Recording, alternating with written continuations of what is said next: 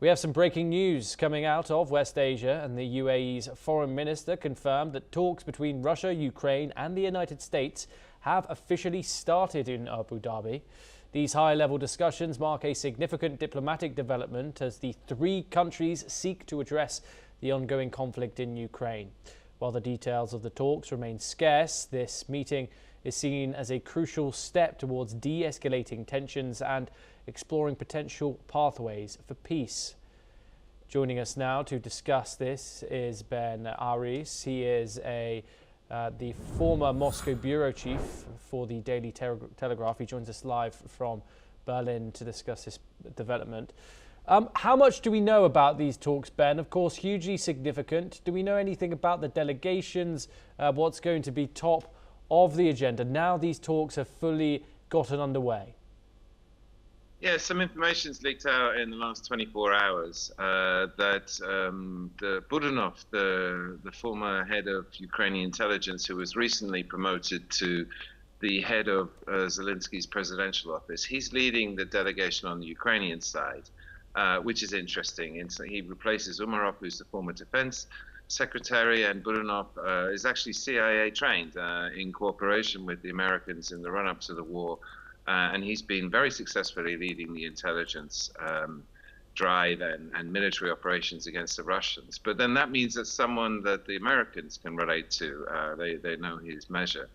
Also, Medinsky, who previously led the rounds of negotiations that kicked off in Riyadh on the Russian side, who's a former culture minister, he's been replaced by an admiral, a military figure, a heavy hitter.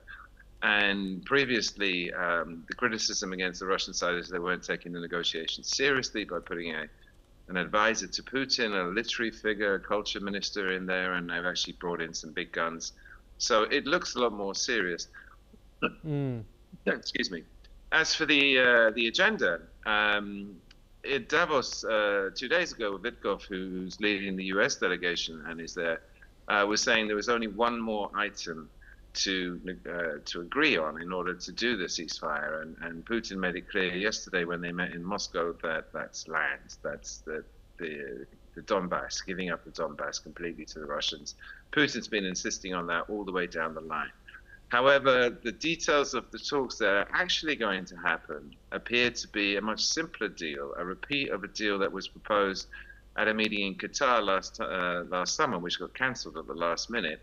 And it's a very straightforward tit for tat.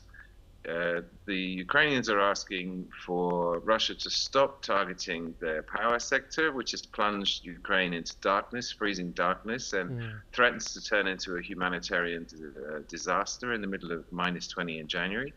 And on the other side, the Russians are supposed to have been asking for Ukraine to stop targeting their oil refineries with drones and attacking their ships in the Black Sea, the so-called shadow tankers. And that's a very simple deal. And as I said, this deal was proposed last year at Qatar. So rather than being the end of the discussions that will produce a ceasefire deal in a few days, I think actually, if this deal is agreed, it will be the first concrete step towards the beginning of a ceasefire deal. So it's still incredibly important, but I don't think everyone should get their expectations up too high. And Ben, just very quickly, who do you see Washington putting more pressure at the table during these talks, especially how things stand right now? It's been one-sided all down the line. I mean, Trump's basically agreed a deal with Putin in Alaska. Putin keeps saying so. Moreover, yesterday he repeated that any deal that comes out of this meeting has to be within the framework of what was, quote, agreed in Alaska. And Trump has just been pushing Putin's line, which basically boils down to territorial concessions. And they've been putting a lot of pressure on Zelensky, on Bankova, to do this deal.